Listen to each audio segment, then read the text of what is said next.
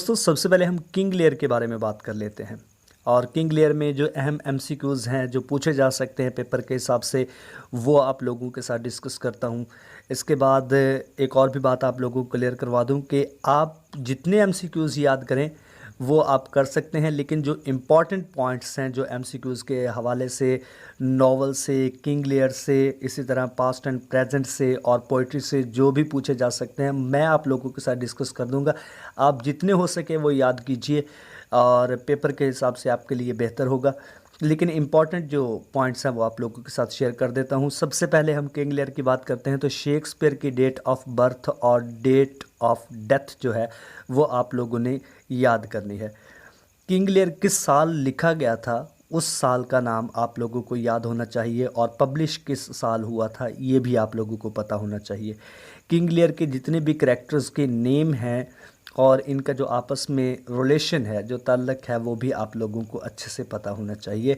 और अगर हम लॉन्ग क्वेश्चन की बात करें तो पहला जो इम्पॉर्टेंट लॉन्ग क्वेश्चन है वो King Lear as a tragic hero और King Lear as a tragedy. तो दोस्तों इस टॉपिक पर मैं वीडियो बना चुका हूँ, लिंक जो है वो आपको डिस्क्रिप्शन में दे दूँगा, तो आप वीडियो को भी देख सकते हैं। इसी तरह जो किंग लेयर से रिलेटेड जो क्वेश्चन पूछा जा सकता है वो है शेक्सपियर एज अ राइटर और ट्रेजिक राइटर। तो दोनों में से कोई भी क्वेश्चन आ सकता है, दोनों ही अहम हैं। इसी तरह अगर हम रॉबिन्सन क्रूसो की बात करें तो इनमें अहम क्वेश्चन कौन कौन से हैं, और एमसीक्यूज़ की अगर हम बात करें तो रॉबिन्सन क्रूसो का जो राइटर है डैनियल डेफो की डेट ऑफ बर्थ और डेट ऑफ डेथ ये आप लोगों को पता होनी चाहिए। रॉबिन्सन क्रूसो किस साल पब्लिश हुआ था इस बात का आपको लोगों को पता होना चाहिए। तो how many years Robinson lived on island, तो जजीरे के ऊपर कितने साल वो रहा था। और इसी तरह who is Friday and what was his religion, Friday कौन था और इसका पहले रिलीजन कौन सा था। और इसी तरह एक और भी बहुत ज़्यादा इंपॉर्टेंट एमसीक्यूज़ है, how many rupees give Robinson to widow, widow को जो रॉबिन्सन ने पैसे दिए थे वो कितने थे। इसके अलावा अगर आपके पास एमसीक्यूज़ हैं तो वो भी लाजमी देख लीजिएगा। और हम रॉबिन्सन के बारे में लॉन्ग क्वेश्चन की बात करते हैं कि कौन कौन से अहम है। Robinson Crusoe as a religious allegory, तो ये आप लोगों ने क्वेश्चन लॉन्ग के लिए तैयार करना है। इसी तरह थीम ऑफ रॉबिन्सन क्रूसो ये अहम क्वेश्चन है। और इसी तरह use of symbolism in Robinson Crusoe novel, तो ये क्वेश्चन भी बहुत ज़्यादा अहम है। इसी तरह हम थॉमस कार्लाइल के वर्क पास्ट एंड प्रेजेंट की बात कर लेते हैं। इनमें से आपको पहले हम एमसीक्यूज़ के बारे में बता देते हैं। Past and Present publish date आप लोगों को पता होनी चाहिए। थॉमस कार्लाइल की डेट ऑफ बर्थ और डेथ जो है, डेथ की जो डेट है वो आप लोगों को पता होनी चाहिए। How many parts of Past and present, कितने पार्ट्स में ये डिवाइड किया गया है, तो ये भी आप लोगों को पता होना चाहिए। 4 हिस्सों में डिवाइड किया गया है। इसके अलावा बाकी एमसीक्यूज़ भी आप लोग पढ़ लीजिएगा, अच्छी बात है।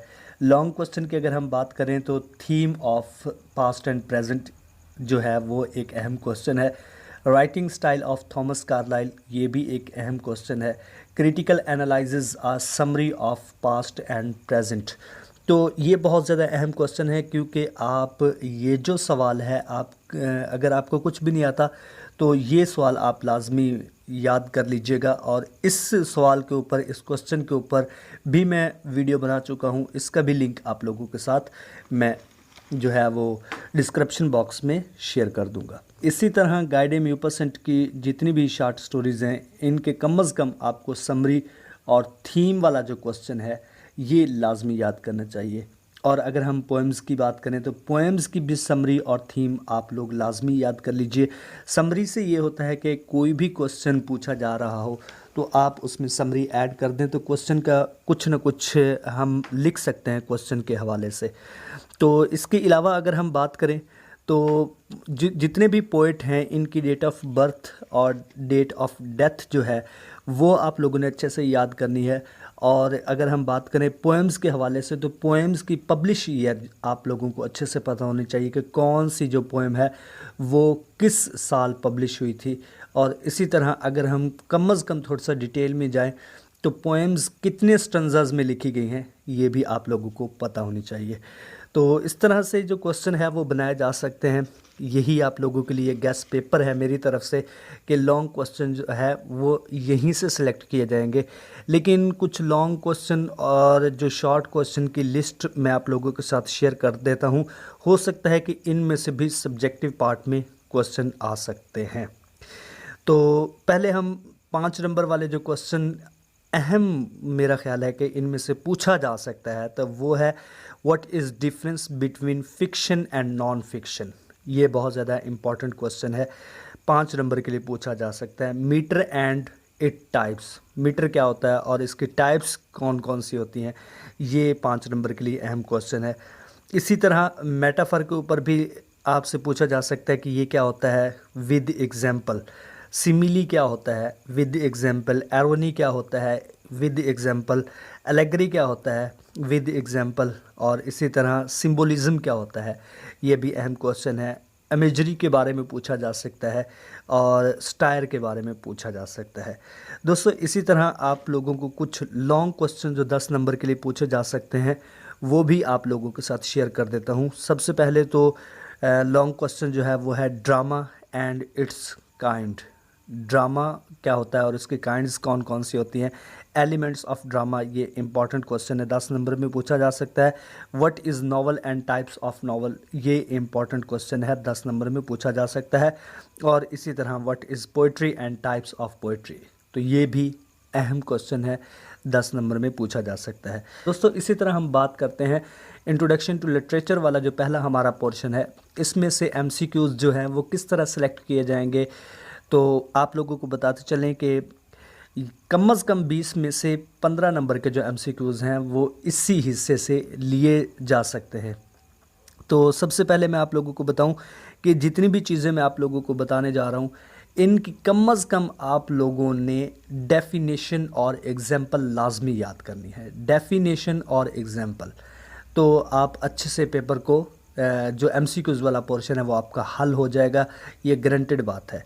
तो सबसे पहले जो है वो कम से कम आपको वर्ड्सवर्थ की जो डेफिनेशन है पोइट्री की, ये याद होनी चाहिए, क्योंकि पोइट्री की डेफिनेशन दे देगा और हो सकता है 100% ऐसा होता है कि वो वर्ड्सवर्थ की होती है, सिर्फ पूछता ये है कि ये किसने पोइट्री की डेफिनेशन दी है। इसी तरह आपसे ओड के बारे में पूछा जा सकता है, ओड की डेफिनेशन दी होगी और पूछेगा कि ये ओड है क्या चीज़ है। एलिजी के बारे में पूछा जा सकता है, डेफिनेशन दी होगी, आप लोगों को बताना पड़ेगा। सोनेट क्या होता है, सोनेट में अक्सर ऐसा होता है कि सोनेट जो होती है वो 14 लाइन की होती है और वो 14 लाइन यानी 14 लाइंस का जिक्र करता है, तो वो सोनेट उसका आंसर होता है। एपिक क्या होता है, तो ये भी एमसीक्यूज़ जो है वो पूछा जा सकता है। मोक एपिक क्या होता है, बैलेड क्या होता है, एलिट्रेशन क्या होता है, एसोनेंस क्या होता है, राइम, मीटर, मीटर की डेफिनेशन देगा और पूछेगा कि ये किस चीज़ की डेफिनेशन है। तो मोनोमीटर क्या होता है, डायामीटर क्या होता है, ट्राईमीटर क्या होता है, पेंटामीटर क्या होता है, hexameter, octave, blank verse, free verse, और लिमिरिक क्या होता है। तो लिमरिक के बारे में आप लोगों को बता दूं, 5 लाइंस पर मुश्तमिल एक स्टंजा होता है जो कि मुज़ाहिया पोएम होती है। इसी तरह रिदम क्या होता है, इसकी भी डेफिनेशन दे देगा और आप लोगों से पूछेगा कि ये किस चीज़ की डेफिनेशन है। Metaphor, simile, symbolism, imagery, paradox, oxymoron, allusion, satire, parody, understatement, overstatement, ये इतने ज़्यादा अहम है कि ये अक्सर पेपर में पूछे जा भी चुके हैं और पूछते भी हैं कि ये क्या चीज़ें होती हैं। डेफिनेशन दी होगी, आप लोगों ने सिर्फ ये देखना है कि किस चीज़ की डेफिनेशन है। इसी तरह एनिकडॉट क्या होता है, कंसीट क्या होता है, एपिग्राफ क्या होता है, फ्लैशबैक क्या होता है, हाइपरबोल क्या होता है, मिटोनमी, एनोमेटोपिया की डेफिनेशन आप लोगों को पता होनी चाहिए, पर्सोनिफिकेशन की डेफिनेशन पता होनी चाहिए, पन क्या होता है, play of word is called पन। आपने बस ये याद रखना है और बस आंखें बंद करके पन के ऊपर निशान लगा देना है। स्लोली क्या होता है, एक बंदे का अपने आप से बात करना, ये स्लोली क्यों होता है। प्लॉट क्या होता है, अरेंजमेंट ऑफ सेंटेंस जो होते हैं वो प्लॉट होते हैं। थीम क्या होता है, मेन आइडिया जो होता है जिसके गिर्द सारी स्टोरी घूमती है उसको थीम बोलते हैं। कन्फ्लिक्ट क्या होता है, डिक्शन क्या होता है, choosing of language according to situation, तो इसको हम डिक्शन बोलते हैं। इसी तरह सेटिंग क्या होता है, प्रोटैगनिस्ट क्या होता है? मेन कैरेक्टर जो हीरो होता है उसको हम प्रोटैगनिस्ट बोलते हैं। इस तरह इंटैगनिस्ट कौन होता है? इंटैगनिस्ट वो होता है जो कि विलन होता है। और इसी तरह ट्रेजिक फ्लॉ क्या होता है, और प्रोलॉग क्या होता है, एपिलॉग क्या होता है, कोर्स क्या होता है, इंटरल्यूड क्या होता है, क्लाइमैक्स क्या होता है। नॉवल और नवीला में क्या फ़र्क है? दोनों की डेफिनेशन लाजमी याद कर लीजिएगा। ये नॉवल जो होता है ये बड़ा होता है, नवीला नॉवल से छोटा होता है, शॉर्ट स्टोरी सबसे छोटी होती है। तो पॉइंट ऑफ व्यू क्या होता है, तो ये आप लोगों ने याद रखना है।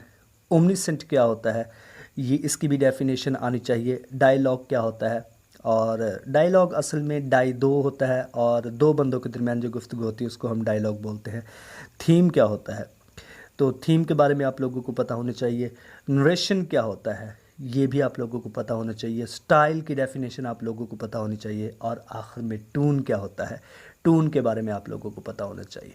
तो दोस्तों उम्मीद है कि ये अगर आप चीज़ें याद कर लेते हैं तो 100% आपका पेपर जो है वो बहुत ही अच्छा होने वाला है। अपने दोस्त इसहाक अब्बासी को अपनी दुआओं में याद रखिएगा। अल्लाह हाफिज़, अल्लाह निगहबान।